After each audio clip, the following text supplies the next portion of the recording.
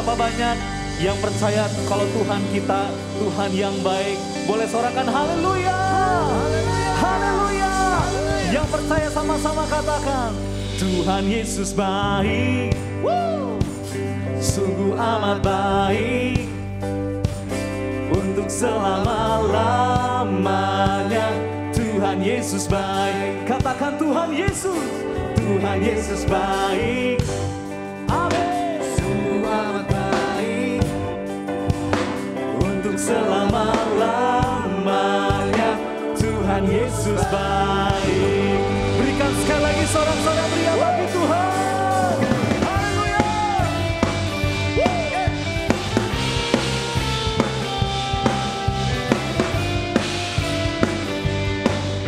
Saya katakan, tiada berkesudahan kasih setiamu Tuhan, selalu baru rahmat-Mu bagiku. Hari berganti hari, tetap ku lihat kasih-Mu, tak pernah berakhir di hidup. Katakan Tuhan Yesus baik. Amat baik untuk selama-lamanya. Tuhan Yesus baik. Tuhan Yesus baik. Sungguh amat baik untuk selama-lamanya. Tuhan Yesus baik.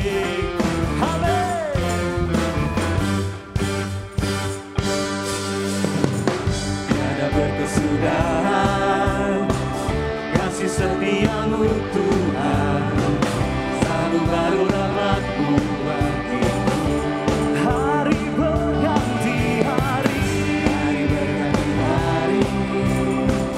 tetap ku lihat kasih-Mu, tak pernah berakhir di hidup. Katakan Tuhan Yesus baik. Tuhan Yesus baik.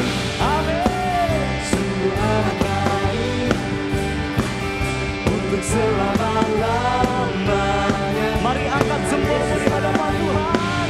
Katakan Tuhan Yesus baik.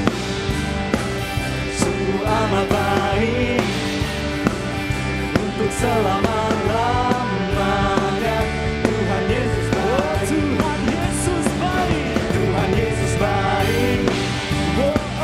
Sungguh amat baik. Untuk selama-lamanya. Tuhan Yesus baik. Kita percaya Tuhan kita Tuhan yang baik. Amin. Amin. Kasih-Nya tidak pernah berubah. Dulu, sekarang, sampai selama-lamanya. Boleh lihat samping kiri, samping kanannya. Kita katakan, Yesus baik bagimu, Yesus baik bagiku. Dulu, sekarang, dan selamanya. Yesus baik bagimu, Yesus baik bagiku. Dulu, sekarang, dan selamanya. Dia sungguh baik. Haleluya. Tuhan Yesus baik, sungguh amat baik untuk selama-lamanya. Tuhan Yesus baik.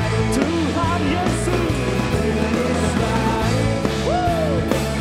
Sungguh amat baik untuk selama-lamanya. Tuhan Yesus. Saya mau mendengar suara jemaat Tuhan. Katakan Tuhan Yesus baik.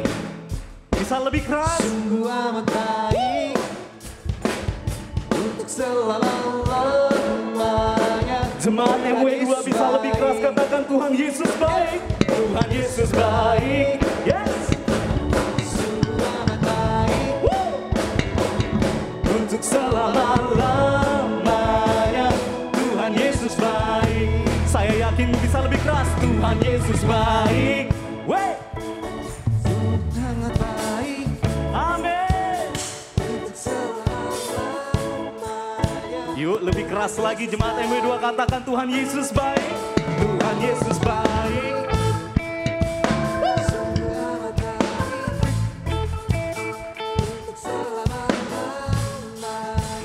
Tuhan Yesus, sama-sama katakan, Tuhan Yesus baik. Oh, sungguh amat baik. Yeah, yeah. Untuk selama-lamanya. Tuhan Yesus baik. Tuhan Yesus baik. Sungguh amat baik. Untuk selama-lamanya. Tuhan Yesus dari selama-lamanya, dari selama-lamanya sampai selama-lamanya, untuk selama-lamanya. Tuhan Yesus baik. Berikan sorak-sorai ria bagi Tuhan kita. Haleluya. Amin. Silakan duduk Bapak Ibu Saudara sekalian. Terima kasih Tuhan. Mari kita siapkan hati kita untuk menerima kebenaran firman Tuhan. Mari kita berkomitmen ulang di hadapan Tuhan, agar setiap kita menyenangkan hati Tuhan, menjadi pelaku-pelaku firman-Nya. Terima kasih Tuhan.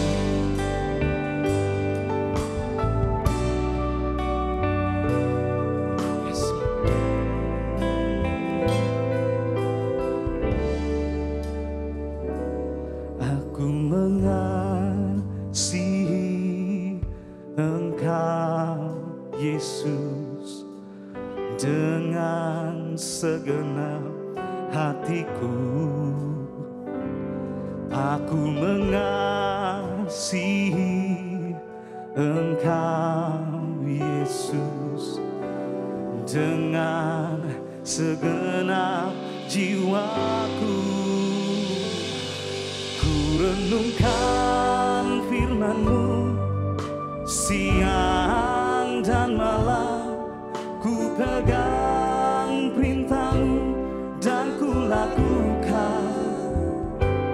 Engkau tahu ya Tuhan, tujuan hidupku hanyalah untuk menyenangkan hati-Mu. Boleh berikan tepuk tangan sekali lagi bagi Tuhan kita. Oh, hanya bagi-Mu Tuhan, aku mengasihi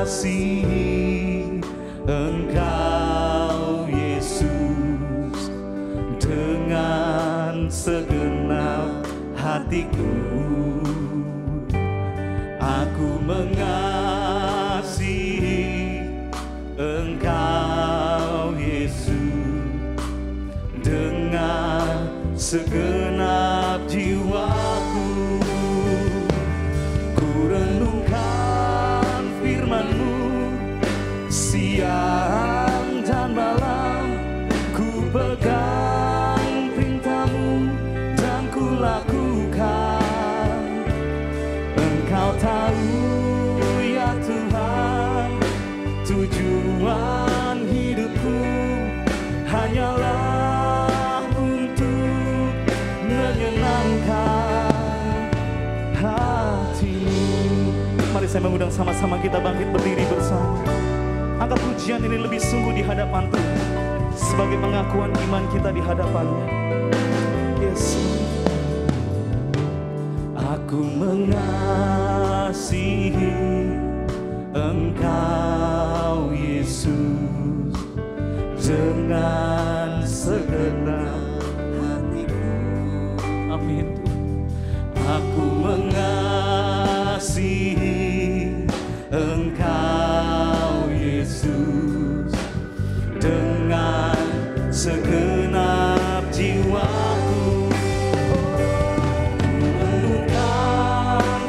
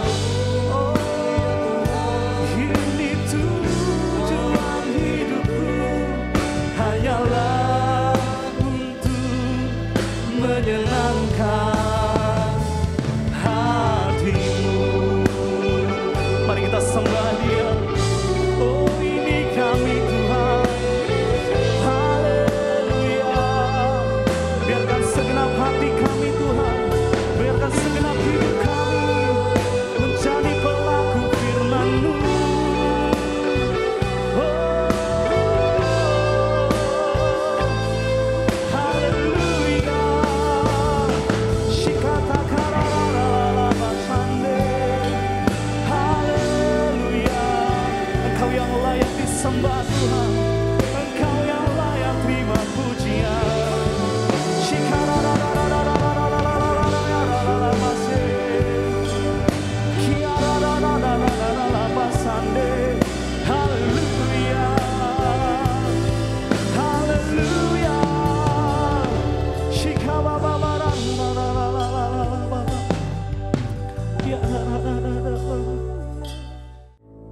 Bapa yang kami sembah di dalam nama Tuhan Yesus Kristus yang bertahta di kerajaan surga. Kami bersyukur Tuhan, kami masih diberi kesempatan untuk memuji, memuliakan nama-Mu. Dan sebentar Tuhan, kami masih diberi kesempatan juga untuk mendengarkan kebenaran firman-Mu. Kami bersyukur untuk itu semua. Kami juga bersyukur untuk kekuatan kesehatan yang Tuhan berikan. Terlebih bagi hamba-Mu yang akan menyampaikan kebenaran firman-Mu, Bapak Pendeta Julius Ishak Tuhan. Biarlah Tuhan berikan pengurapan yang luar biasa daripada Engkau ya Bapa, untuk menyampaikan kebenaran firman-Mu.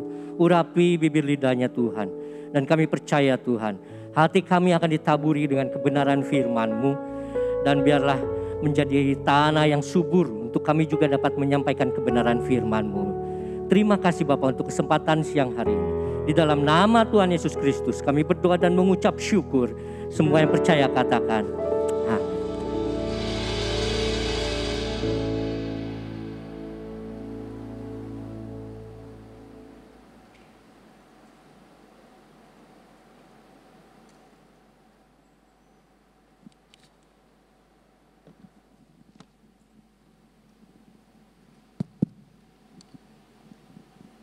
Shalom, puji Tuhan. Siapkanlah dirimu menyambut hari Tuhan. Dalam Matius 24 ayat 23, murid-muridnya bertanya, kapan kerajaan Allah dinyatakan? Kapan waktunya Tuhan datang kembali? Kapan akhir dari dunia ini? Kemudian Tuhan Yesus menjawab, waktunya seorang pun tidak tahu. Dalam Matius 24 ayat 36, Tuhan Yesus menyatakan demikian. Tetapi tentang hari dan saatnya, tidak seorang pun yang tahu. Malaikat-malaikat di surga pun tidak, anak pun tidak, hanya Bapa sendiri yang tahu kapan hari kiamat, kapan Yesus datang kembali. Saudara-saudara, kita mengingat bahwa pada mulanya Tuhan pernah sudah sekalian membuat dunia ini kiamat. Kiamat yang pertama itu yaitu hari Tuhan pada zaman Nabi Nuh. 40 hari 40 malam air ditumpahkan dari langit dan seluruh muka bumi, termasuk gunung Ararat, gunung yang tertinggi pun ada di Timur Tengah waktu itu, tenggelam dan manusia binasa.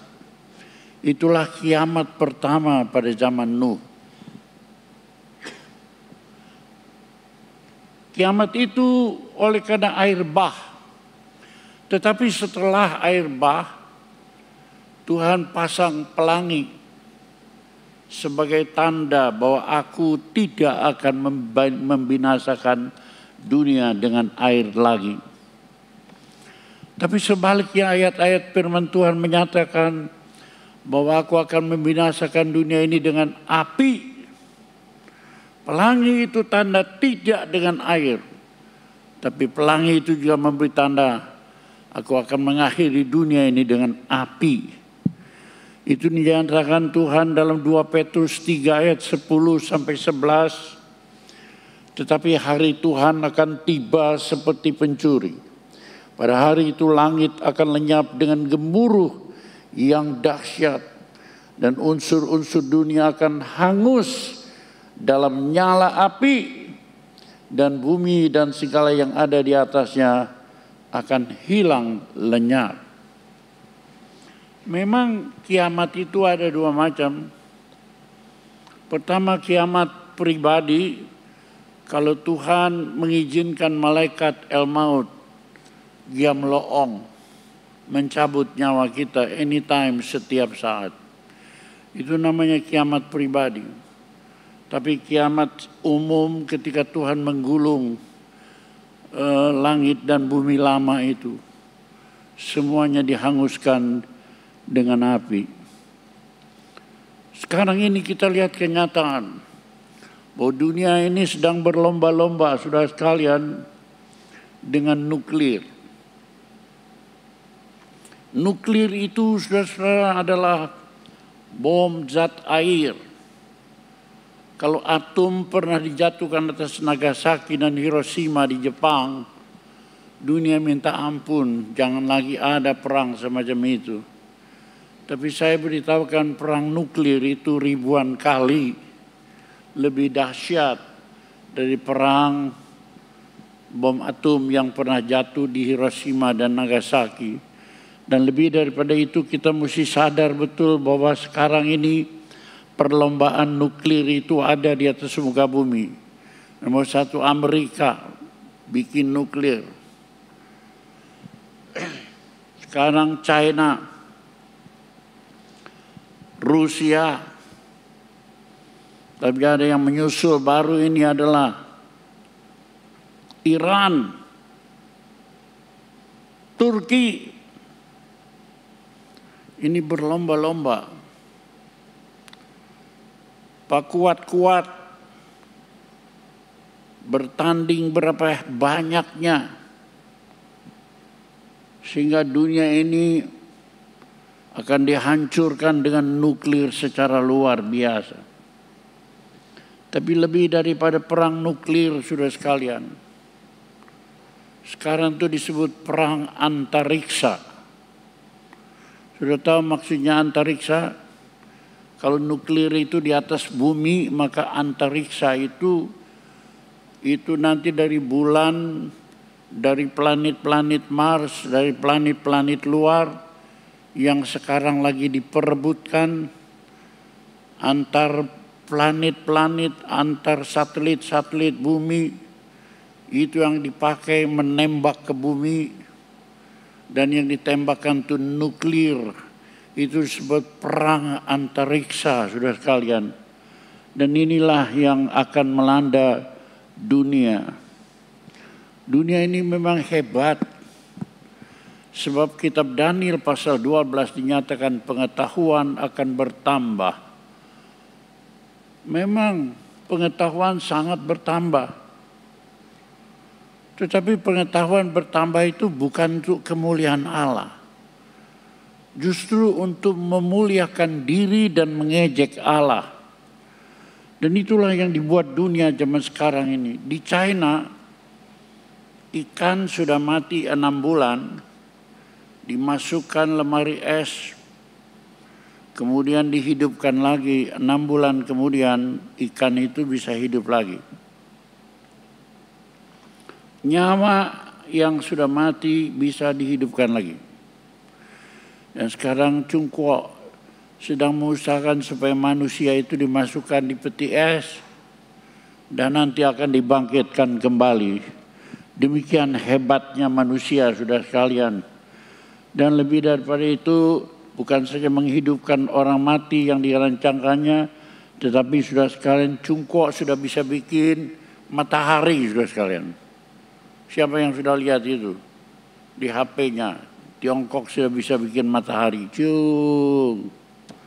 Tapi nanti matahari itu akan dihancurkan sesuai dengan Wahyu pasal 4 dan kutuk yang keempat, bahwa dunia ini akan dihancurkan dari surga dengan api dan matahari yang dari Allah.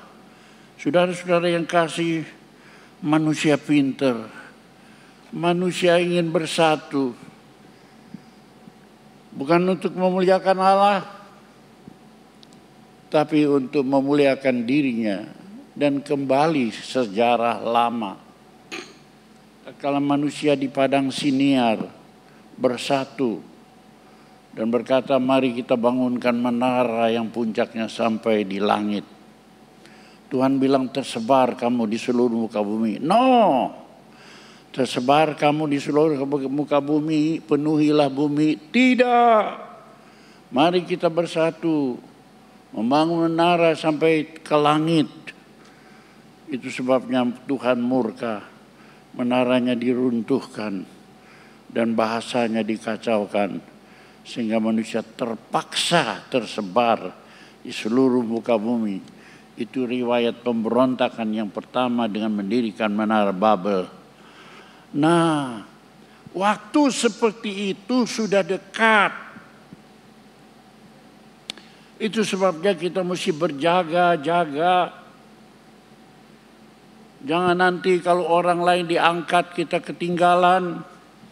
Ada suami istri sedang bekerja bersama, istrinya terangkat, suaminya ketinggalan, demikian juga sebaliknya. Ada orang tua yang ketinggalan, anak-anaknya terangkat. Dunia ini sudah terlalu tua, dosa terlalu banyak. Adanya COVID melanda seluruh muka bumi itu supaya manusia ingat, manusia, lebih dari 90 kali dalam kitab Yehezkiel dikatakan Ben Hadama, hai kamu anak manusia, anak Adam. Kamu anak Adam. Ben Hadama itu artinya bapaknya itu Adam. Lebih daripada Hadama itu artinya bapaknya itu tanah. 90 kali lebih diperingatkan. Ben Hadama. Manusia terdiri dari tanah. Tapi sombongnya selangit. Akan terbagi dua golongan. Yang mau berjaga-jaga menyambut kedatangan Tuhan. Nah,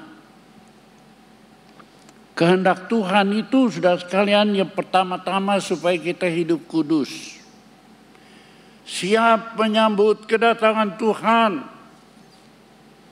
Tidak mabok lagi dengan dunia. Tidak serakah lagi dengan dunia. Ada yang serakah makanan. Makan, minum, ja. Serakah kawin. Kawin mengawinkan. Kawin-kawinan.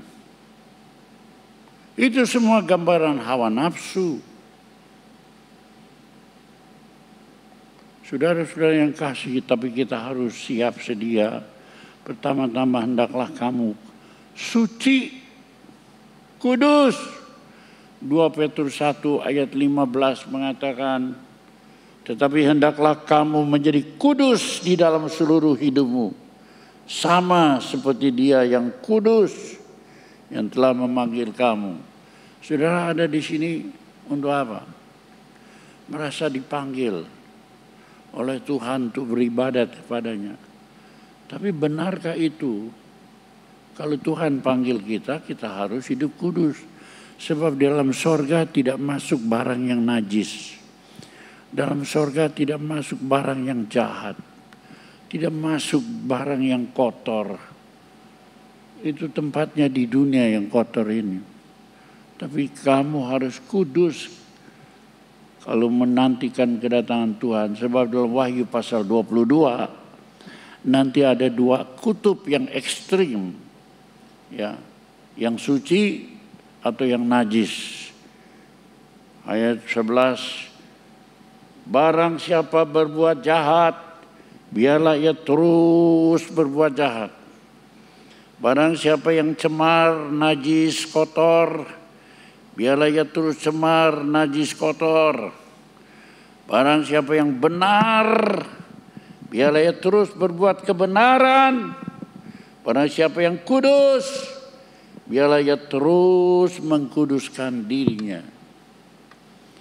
Dua kutub ini sudah ya, cemar atau kudus, kotor atau kudus. Ya. Di dalam itu manusia menyelamatkan dirinya. Caranya adalah dengan hidup beragama. Hidup beragama itu sudah sekalian adalah usaha manusia untuk bisa berbuat baik. Pikirnya kalau berbuat baik, dia pasti masuk surga. Orang yang suka berkata berbuat baik, berbuat baik. Agama yang berkata berbuat baik itu munafik. Anak manusia yang mana yang bisa berbuat baik? Lebih daripada perbuatannya yang jahat. Lagi pula orang yang berkata berbuat baik. Saya sudah tanya kiai-kiai yang paling hebat. Apakah kamu yakin perbuatan baikmu akan keterima oleh Allah? Jawabannya, wallahu alam, Allah jua yang tahu.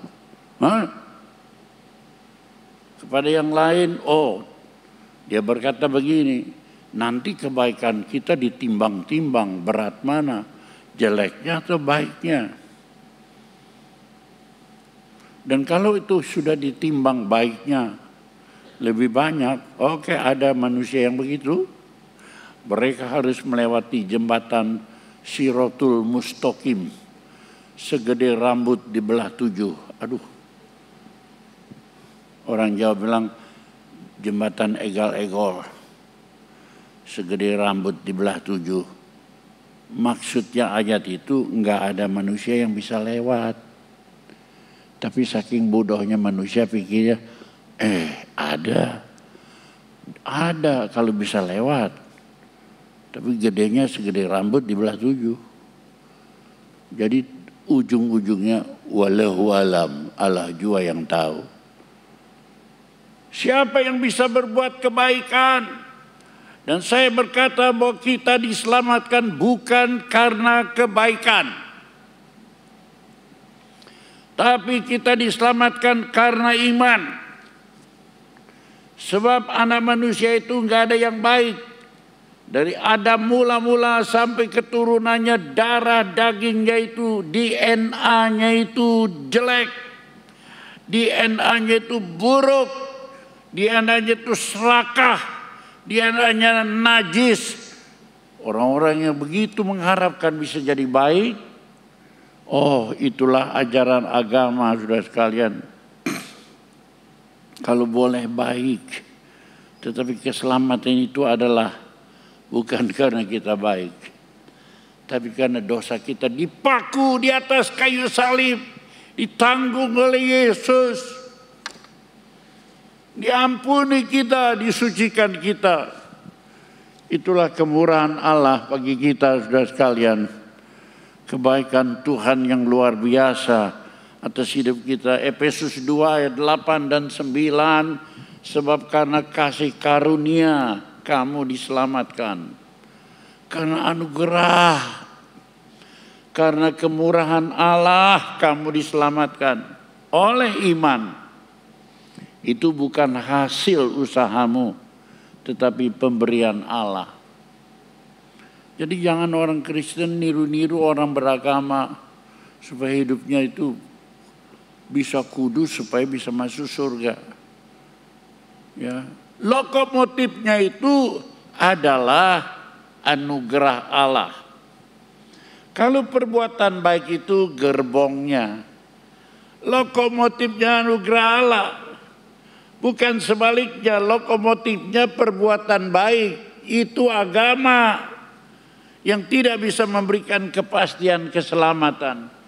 Tapi ayat ini mengatakan, sebab kasih karunia kamu diselamatkan oleh iman. Bukan hasil usahamu, tetapi pemberian Allah.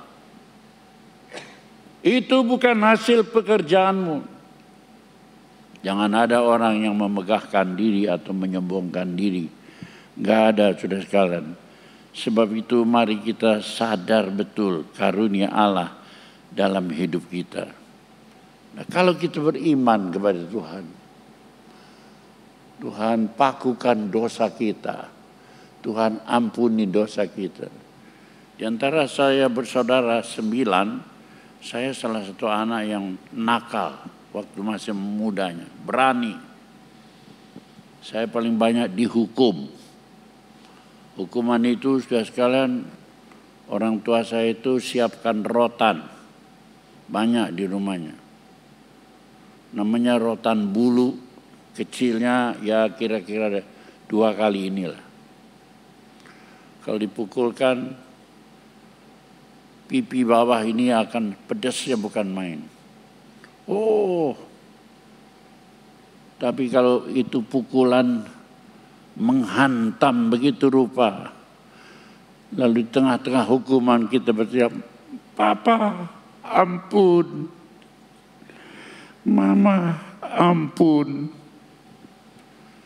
Itu hukuman tidak bisa berdaya terhadap ucapan minta belas kasihan. Demikian juga hukum Taurat yang menghukum dosa manusia itu tidak berdaya. Kita bukan tunduk di bawah hukum agama. Hukum Taurat itu menuntut hukum kita untuk dihukum. Tapi hukum itu tidak berdaya karena ada satu hukum yang lebih tinggi, yaitu kasih, anugerah, pengampunan Allah. Dan itulah dasar keselamatan kita. Jangan ada orang yang memegahkan diri. Dalam Yesus, keselamatan dan kekudusan itu sudah diberikan kepada kita. Tinggal kita mau terus terpelihara di dalam keselamatan.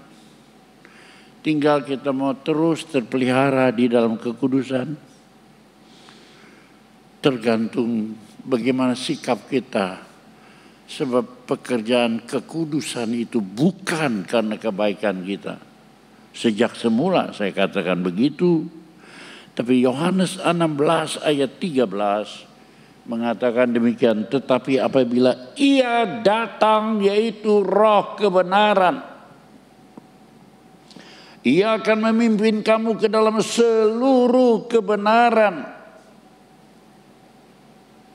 Agama tidak punya itu. Roh manusia sendiri yang melakukan perbuatan baik. Itu sebabnya manusia itu gagal demi gagal lagi. Tapi kalau Roh Allah itu masuk di dalam kita, Roh kebenaran itu datang ke dalam kita, Ia memimpin kita kepada kebenaran demi kebenaran. Tetapi segala sesuatu yang didengarnya itulah yang akan dikatakannya kepada kita. Yesus sendiri yang memberikan kita, membaptis kita dengan Roh Kudus, Dialah yang nanti akan memimpin kita kepada seluruh kebenaran. Galatia 5 ayat 25, jika kita hidup oleh Roh, kita bukan hidup oleh daya manusia. Kita bukan hidup oleh tubuh dan jiwa. Manusia punya 3 bagian. Roh, jiwa, dan tubuh. Yang manusia pikirkan terutama kepentingan tubuh. Tubuh itu di mana? Pusatnya di perut itu. Sampai turun 1 kilan di bawah perut. Itu sumber nafsu. Saya baca itu dalam kitab Al-Quran, suskan.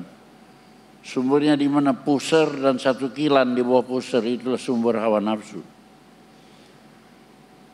Tapi kita ini hidup oleh Roh ke atas, hati yang terbuka. Spirit of God, Roh Allah tinggal di hati kita. Dan jika kita hidup oleh Roh itu, baiklah kita dipimpin oleh Roh. Roh itu berkata-kata. Kalau kita hidup sungguh-sungguh taat akan firman Tuhan, biasa taat, terus taat, maka kata-kata Roh itu kuat sekali. Memimpin hidup kita ke kiri, ke kanan, ke depan, terus kuat sekali.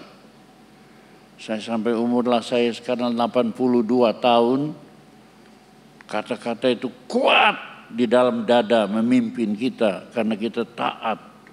Nah, itu sebabnya kalau kita hidup oleh Roh, bukan lagi hidup oleh daging, baiklah kita hidup juga dipimpin oleh Roh. Oh, apa saja bisik hati, keretak hati yang datang dari Roh Kudus. Taati itu. Taati itu. Ya. Dalam 1 Petrus 4 ayat 7 dikatakan, kesudahan sudah dekat. Kuasai dirimu. Kuasai dirimu. Jangan lagi mabok perkara dunia ini. Saya perlu perkara dunia ini. Saya perlu uang. Tapi uang bukan yang nomor 1 dalam hidup saya. Itu berhala yang membunuh manusia. Itu berhala yang membawa manusia masuk ke dalam penghukuman dan neraka. Uang itu alat kita. Money is a good servant, but a bad master. Artinya uang itu kalau dijadikan budak kita, hamba kita, perlu kita gunakan baik itu. Tapi kalau dia menjadi Tuhan kita, memerintah kita siang malam, waktunya istirahat kita kayak kuda dipimpinnya untuk cari uang. Saya lihat ada gadis-gadis yang pinter, tapi pinter jadi budak uang. Satu hari majelis gereja saya bilang gini, Om Yulus, kita ke Ciamis yuk. Kenapa? Di Ciamis ada satu Xiao Cie, cantik, pinter cari duit, tapi jodohnya berat. Ayo kita kenalin dia. Om Julius biasanya tukang jodoh-jodohin orang gitu. Wah, memang saya suka, kasihan kalau melihat orang gak ada jodohnya. Seringkali diaprok-aprokan gitu. Barangkali ini Xiao Cie dari Ciamis juga bisa ini. Pergilah saya ke Ciamis. Punya bicara. Saya bilang saya nggak mau. Kenapa nggak mau? Ini Xiao Cie jadi mesin pencetak duit. Tuhannya itu duit. Jadi kalau nanti punya suami tetap duit. Kalau duitnya banyak, suami saya. Kalau duitnya dikit, suami payah. Waduh, mesin pencetak duit. Saya mau tanya di sini siapa jadi mesin pencetak duit? Acung. Syukur nggak ada. Ilmu jiwa itu mengetahui belajar tentang jiwa orang. Tapi Alkitab ini bukan saja ilmu tubuh, ilmu jiwa dan ilmu roh. Roh lebih dalam dari jiwa. Dan roh itu lebih besar dari tubuh. Saya nggak mau ngejodohin orang yang mesin pencetak duit alias mata duitan.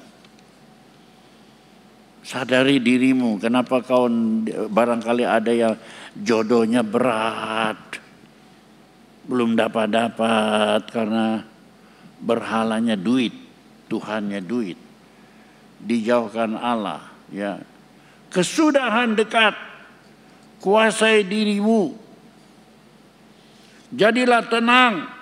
Jangan mabok perkara dunia ini supaya kamu dapat berdoa. Berdoa itu bukan arena minta-minta. Banyak orang pikir berdoa itu kalau susah berseru nama Tuhan, kalau sakit minta Tuhan.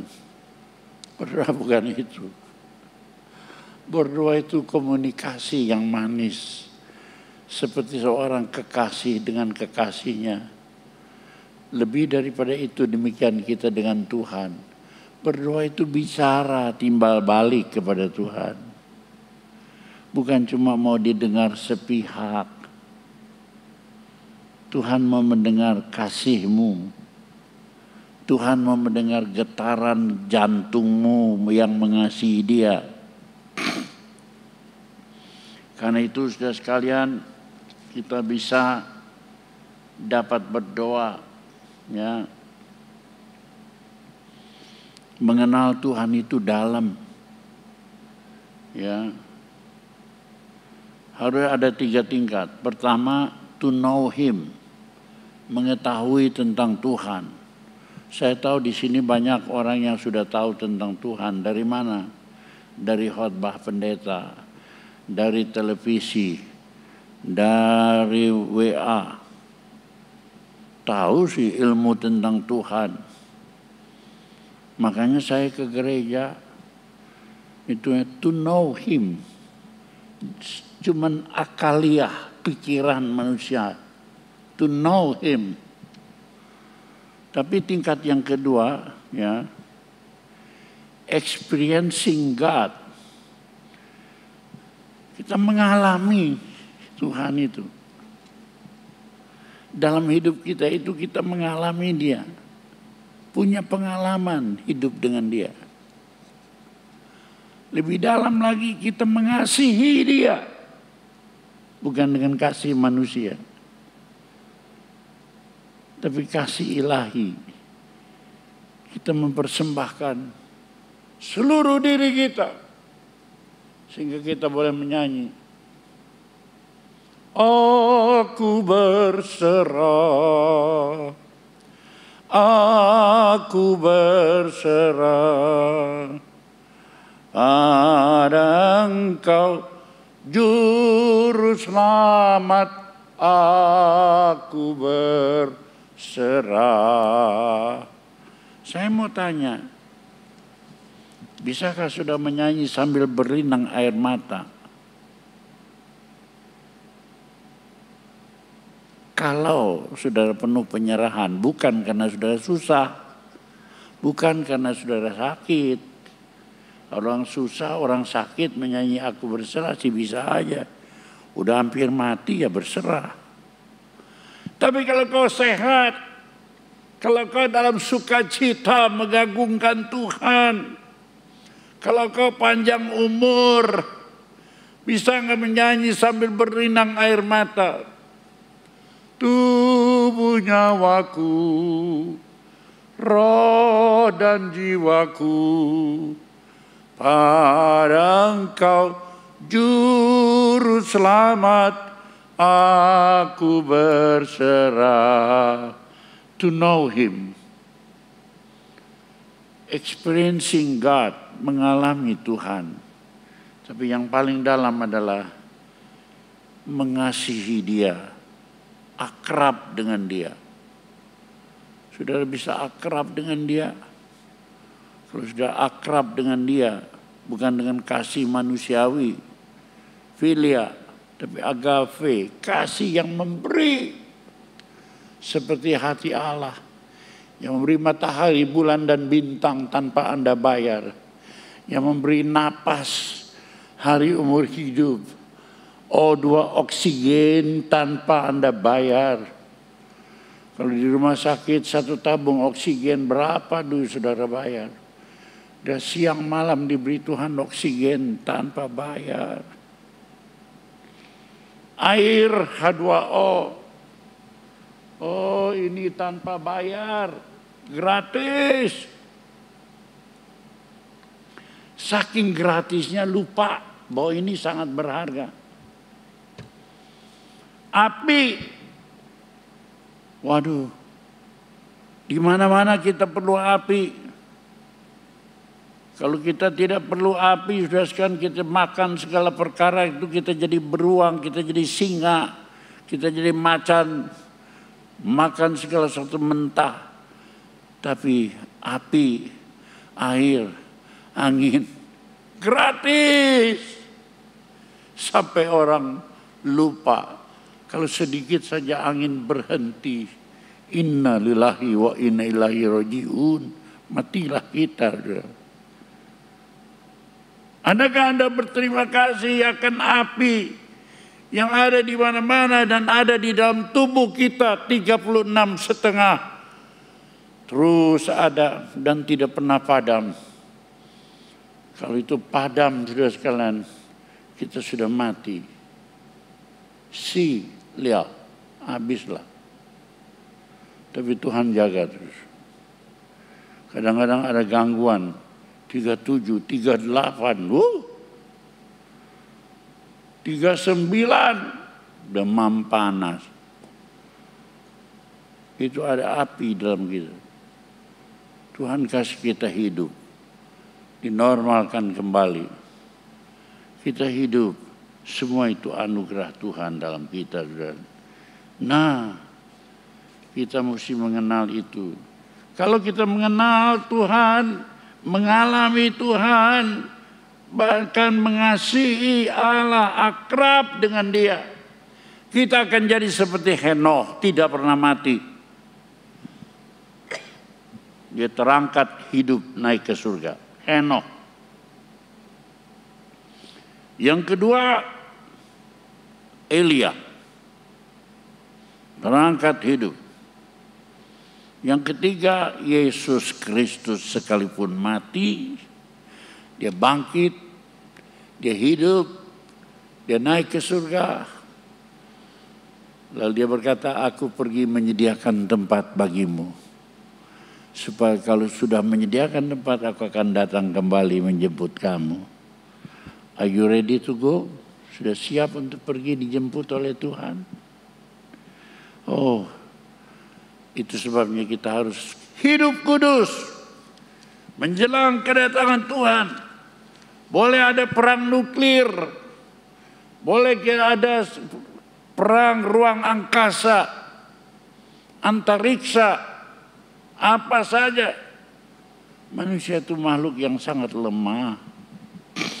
Jangan perang, kena COVID aja kita ambles. Tapi ada orang yang terlalu takut akan COVID.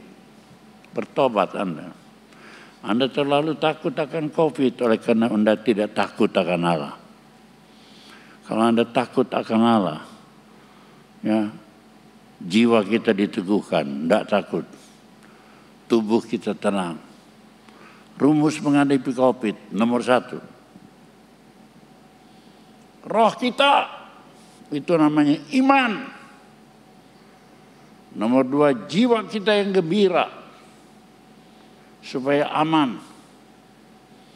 Yang ketiga, kesehatan tubuh, jaga. 3 atau 6. Larangan. Cuci tangan, jaga jarak. Ya. Itu semua kita perhatikan. Jangan keluar-keluar kalau nggak perlu. Jangan berkerumun. Itu untuk tubuh, aturan untuk tubuh baik gitu. Jadi pertama iman. Kedua imun. Imun itu kalau jiwa kita gembira. Yang ketiga aman. Kalau kita jaga kesehatan dan aturan-aturan yang ditetapkan. Baru amin. Iman. Aman.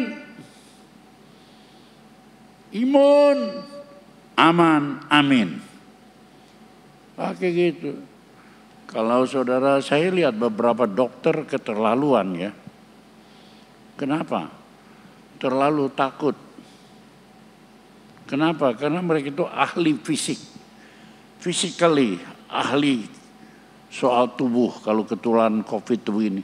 Sampai mereka itu ketakutan karena jiwanya merasa tidak aman.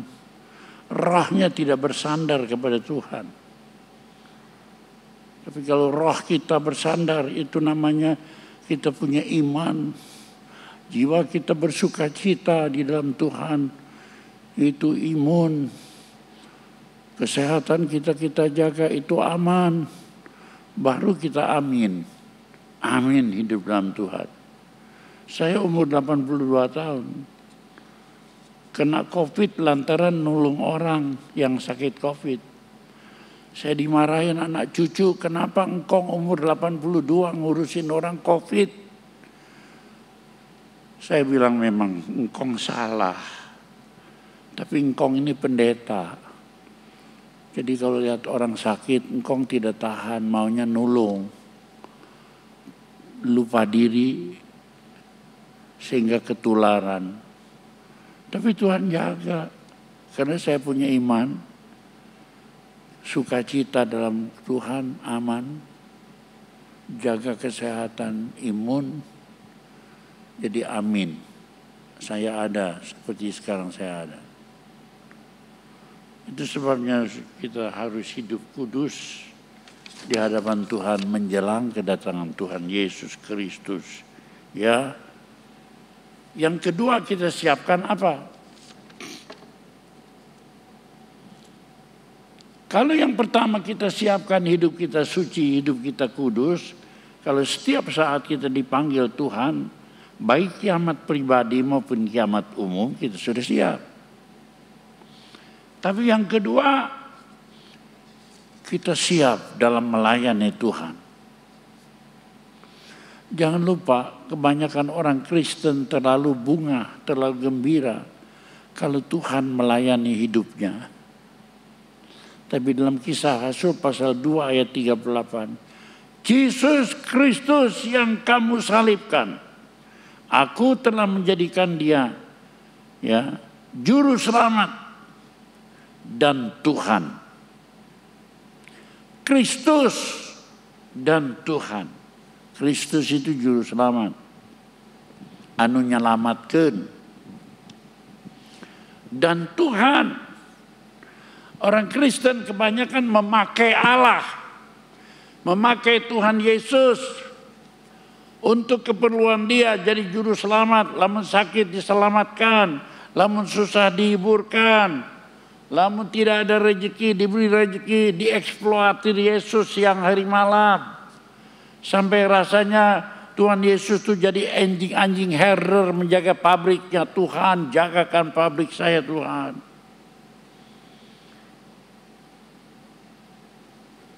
Sampai lupa bahwa Yesus itu bukan saja Kristus juru selamat, tapi dia Tuhan, sesembahan kita. Kalau juru selamat, dia untuk saya. Kalau Tuhan, saya untuk dia.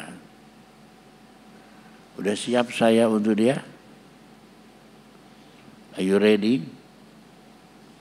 Siap dirimu untuk melayani dia? Langkah yang kedua, laksanakan tugas, beritakan Injil, laksanakan amanat agung. Matius 24 ayat 46 mengatakan demikian, berbahagialah hamba yang didapati tuannya melakukan tugas itu ketika tuannya datang. Kalau Yesus datang, Anda yakin bahwa Anda melakukan tugas untuk menyampaikan berita keselamatan, mewartakan tentang Yesus Juru Selamat Tuhan kita. Sudah siap? Sudah. Kita boleh bersaksi tentang kebesaran Tuhan. Next Gereja Bethel Indonesia. Ini dia. Ini telah berdiri pada tahun 1970.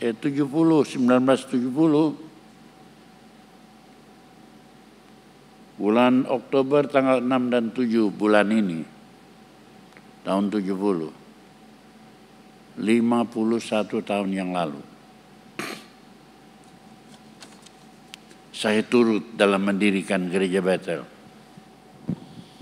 Hari ini saya disebut Dewan Pendiri Gereja Bethel Indonesia.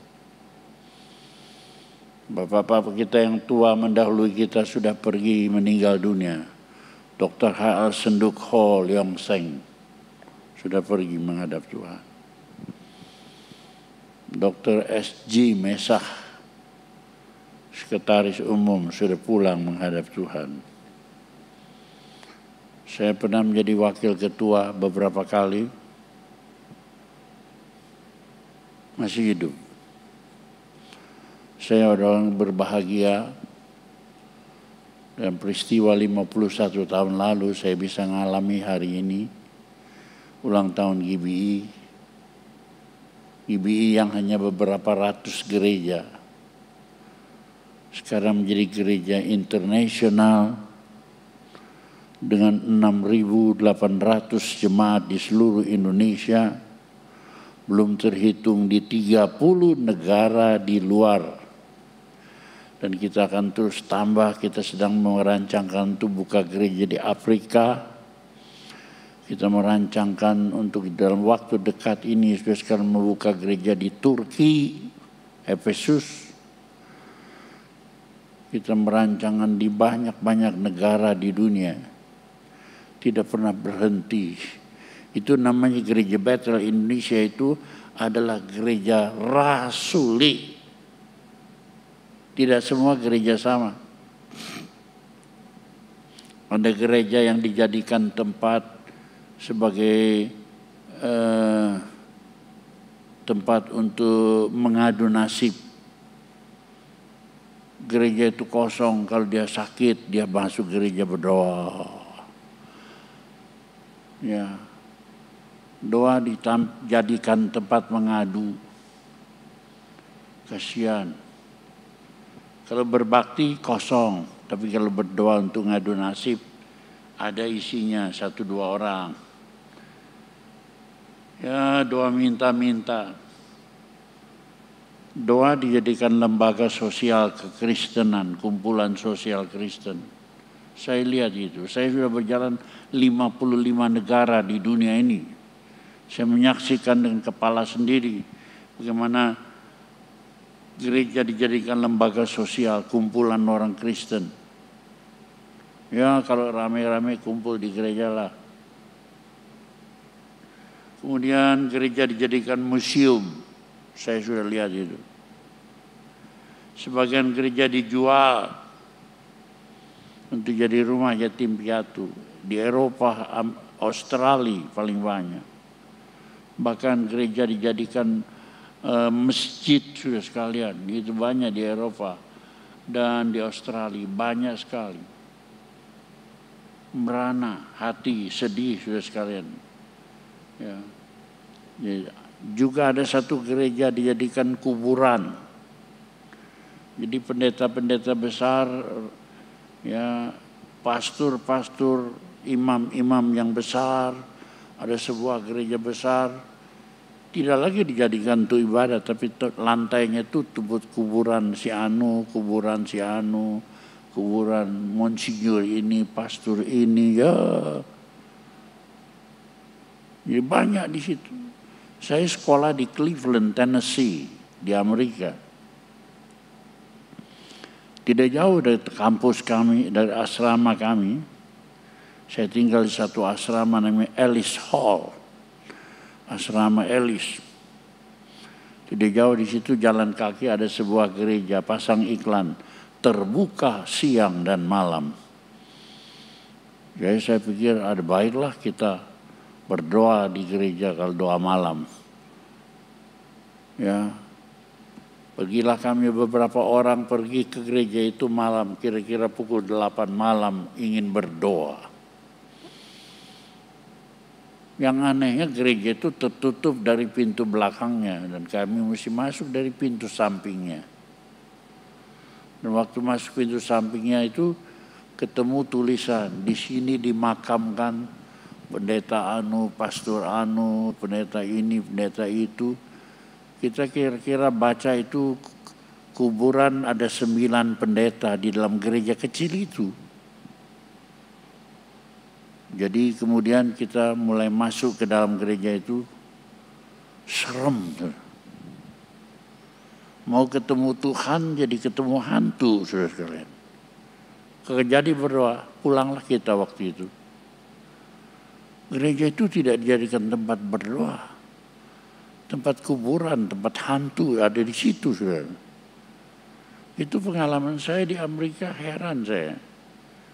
Jadi saudara sekalian, inilah yang menyedihkan, orang memperlakukan gereja seperti itu. Tapi gereja Bethel adalah gereja rasuli. Rasuli itu gereja yang sejak pertama memberitakan Injil ke seluruh muka bumi. Dari 12 murid Yesus Kristus, 11 mati terbunuh. Cuma 1 Yohanes yang sisa sampai hari tua. Sebab mereka memberitakan Injil kemanapun dengan berani. sehingga banyak pengalaman kesakitan, penderitaan. Tetapi itu sebab kita mesti sadar kita adalah gereja rasuli. Ya, kita harus sungguh-sungguh memberitakan Injil, saudara sekalian. Tetapi saudara sekalian, minggu ini ditekankan bagaimana kita bersaksi dengan kebaikan hati kita. Ini. Khusus minggu ini kita menjadi saksi bukan dengan mulut, bukan dengan teori, bukan dengan khotbah, tetapi bersaksi dengan kebaikan hati kita. Ini adalah dasar dari segala jenis pelayanan untuk menyelamatkan jiwa-jiwa bagi kerajaan Allah. Nggak ada orang yang bisa tahan dengan kebaikan hati. Kalau kita mensaksi dengan mulut bisa didebat.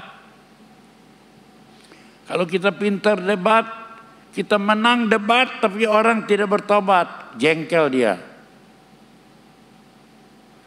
Tapi kalau sudah bersaksi dengan kebaikan hatimu, tidak ada orang yang bisa menang terhadap kebaikan hati yang kita tanam di dalam hidup kepada hidup orang lain. Itu sebabnya dari hati ke hati, jaga hatimu dengan segala kewaspadaan. Dari dalamnya terpancar kehidupan. Kita baca 1 Timotius 1 ayat 5. Ya, next. Ada? Di situ dinyatakan, saudara sekalian, bahwa kasih yang dari hati yang suci. Ya, 151. Tujuan nasihat itu adalah kasih yang timbul dari hati yang suci, dari hati nurani yang murni, dan dari iman yang tulus ikhlas. Aduh. Ayo, siapa mau memberitakan Injil terlihat dari dalam kehidupannya, ya, dari hatinya yang suci, hati nuraninya yang murni, dari imannya yang tulus ikhlas. Ini yang diminta kepada kita pada akhir zaman ini. Ya, banyak orang pinter, sarjana teologi, master of theology, teolog, doctor of theology, otaknya penuh dengan ilmu, tapi hatinya kosong. Kepalanya penuh, makin sombong. Aduh Tuhan. Enggak ada orang sombong masuk surga. Enggak ada orang sombong bisa memenangkan jiwa-jiwa. Enggak ada.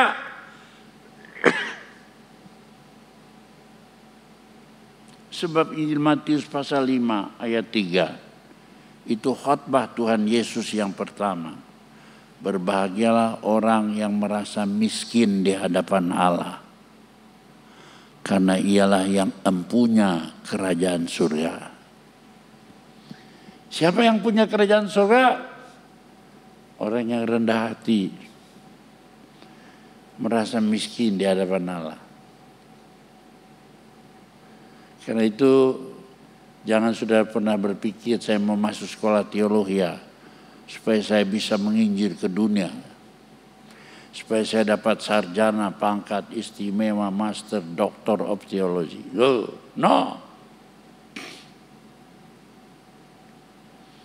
Doktor itu diperlukan memenuhi peraturan pemerintah supaya dia dapat mengajar di dalam sekolah teologi. Tapi untuk memberitakan Injil kita harus rendah hati, penuh kasih, dari hati yang suci. Banyak orang pintar tapi berkhotbah dengan baik, tapi sikap hatinya kan bermasa bodoh terhadap orang yang dalam kesusahan, bermasa enggan menolong mereka yang dalam kesusahan, penderitaan. Sudah tahu hamba Tuhan yang sejati, di mana ada masalah, di situ dia datang. Kalau dia mendengar ada masalah dalam keluarga ini, nomor satu dia datang untuk membuat masalah jadi hilang. Kalau ada bencana di tengah keluarga ini, dia di situ dia datang. Hamba Tuhan sejati adalah orang yang mengejar masalah supaya masalah itu dapat diatasi. Jarang orang yang berpikir dengan segenap hatinya. Nah, sebab itu mari supaya pelayanan kita hidup bukan oleh api dunia, bukan oleh api pengetahuan, tapi oleh api Roh Kudus yang membakar hati kita, yang membakar hati orang lain sehingga dia bertobat datang kepada Kristus dengan kebaikan. Nah, kita lihat Roma 12 ayat 1. Karena itu saudara-saudara, demi kemurahan Allah, aku menasihatkan kamu supaya kamu mempersembahkan tubuhmu sebagai persembahan yang hidup,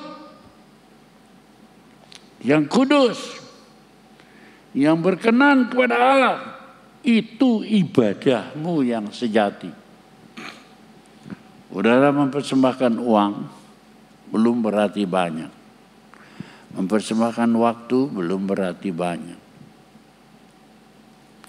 Mempersembahkan pikiran kita, keahlian kita, tenaga kita belum berarti. Persembahkan tubuhmu artinya segenap keberadaanmu. Di dalam tubuh ini terdapat rohmu, terdapat jiwamu, terdapat tubuhmu. Persembahkan keseluruhannya kepada Tuhan. Oh, itulah persembahanmu yang patut. Yaitu dengan semua kebaikan yang keluar dari dirimu. Ayat 20a. Tetapi jikalau seterumu lapar, beri dia makan. Jika ia haus, beri dia minum. Kebaikanmu mengalahkan bahkan seteru. Musuh lapar, kasih dia makan. Kalau dia haus, kasih dia minum. Kalahkan dengan perbuatan kasihmu. Next kita baca. Jangan kamu kalah terhadap kejahatan, tapi kalahkan kejahatan dengan kebaikanmu. Saya menjalani ilmu ini, mengalahkan semua dengan kebaikan. Dalam minggu ini saya di WA salah satu jagoan. Istri saya bilang, jangan dibalas. Jangan dibalas. Gambarnya kelihatan berewokan.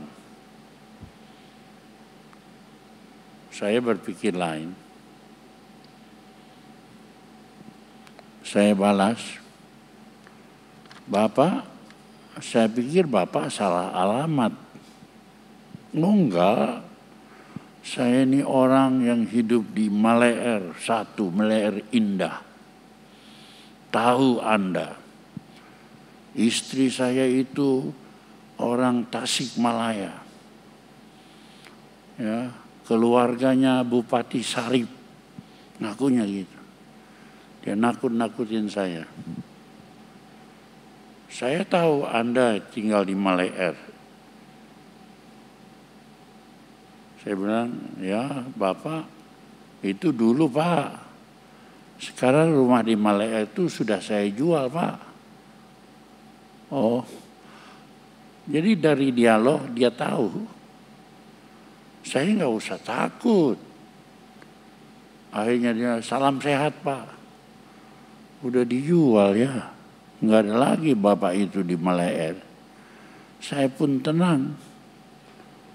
Istri saya bilang, jangan diladeni. Saya bilang, enggak apa-apa, ladeni aja. Asal kita benar.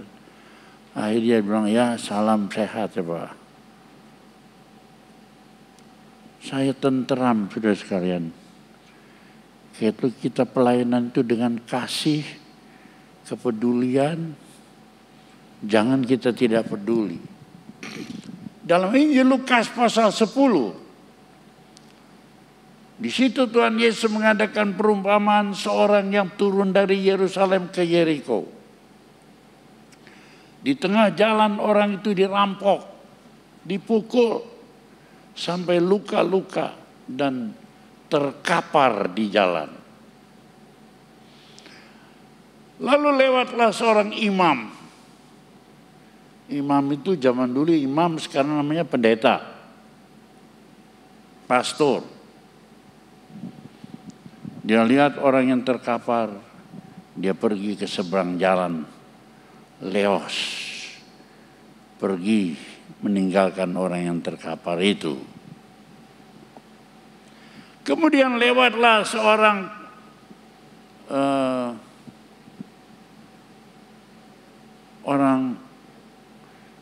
Lewi. Itu simbol dari pengerja Tuhan, hamba-hamba Tuhan muda. Dia juga lihat itu, pergi ke seberang, pergi meninggalkan. Pura-pura nggak tahu.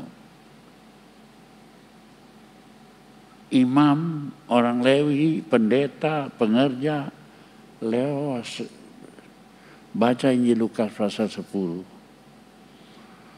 Tapi kemudian datanglah seorang Samaria. Samaria itu bagian Israel yang dianggap paling hina. Sebab Samaria itu bagian yang mengawinkan dengan bangsa lain, dianggap sebagai orang kafir, ya, tidak dihargai. Tapi orang Samaria yang lewat itu memperhatikan orang yang sakit itu, lukanya diobati, ya, diberikan anggur supaya sembuh, dibalut, kemudian dibawanya ke penginapan, dirawat di penginapan, dikasih uang, nanti tolong rawat, nanti saya akan kembali, saya akan bayar berapapun ongkosnya. Mana dari antara 3 orang itu yang mengasihi sesama manusia? Imam, pendeta, orang Lewi, lah orang Samaria itu kata Tuhan Yesus, yaitu manusia yang punya kepedulian kepada orang lain, menolong orang yang dalam masalah. Sampai sudah sekalian, ya, kita ini harus bersaksi dengan kebaikan hati kita. Sadarlah para imam, sadarlah orang Lewi, sadarlah jemaat Tuhan. Baca Filipi 4 ayat 5. Hendaklah kebaikan hatimu diketahui semua orang. Tuhan sudah dekat. Pemusik, penyanyi, siap-siap. Sadarlah bahwa kita ini sudah sekalian sangat kurang dalam melakukan pelayanan dengan kebaikan kita. Ini kelemahan kita zaman sekarang. Ayo kebaikan kita. Saya hidup di Tasikmalaya puluhan tahun. 51 tahun. Saya hidup di Tasikmalaya. Orang serem kalau dengar Tasikmalaya. Tapi saya enggak, senang sekali. Coba saudara pergi ke belakang gereja Betel Tasikmalaya. Selama saya hidup di Tasikmalaya, beras saya kirim. Orang-orang yang tua-tua, itu 10 kilo tiap bulan. Ya. Ada yang 12 kilo. Udah berapa tahun?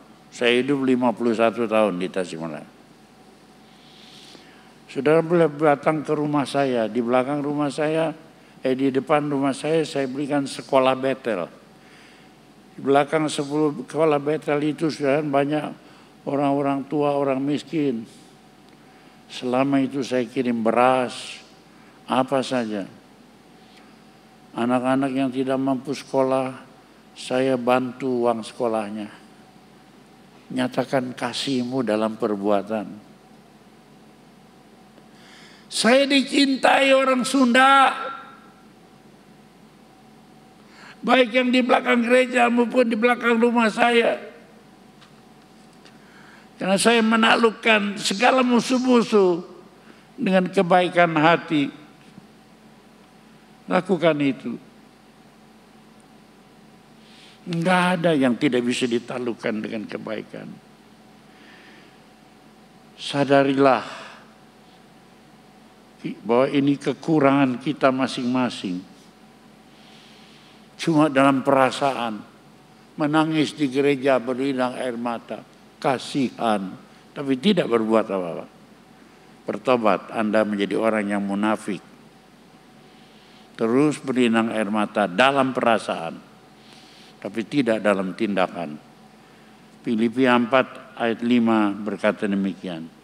Hendaklah kebaikan hatimu diketahui semua orang. Tuhan sudah dekat. Tuhan ingin kebaikan hatimu.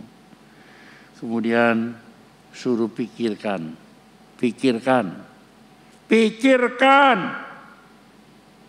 Ayat 9c berkata, lakukan itu. Bukan saja pikirkan, tapi lakukan itu. Maka Allah sumber damai sejahtera akan menyertai kamu. Sampai saya pensiun 12 September tahun 21 saya menjadi pendeta emeritus, meletakkan jabatan sebagai gembala sidang. Tapi saya tidak berhenti berkhotbah kemana saya disuruh Tuhan. Yang berhenti itu jabatan untuk jadi pendeta di Tasik. Tapi pendeta untuk melayani Tuhan. Roh saya tidak bisa berhenti sampai Yesus datang. Saya mau menunjukkan kebaikan dari dalam hidup saya. Dengan demikian, lakukan itu. Maka Allah sumber damai sejahtera akan menyertai kamu. Nomor 1, hidup kudus. Nomor 2, beritakan Injil. Inilah persiapan kita menjelang kedatangan Tuhan yang kedua. Amin.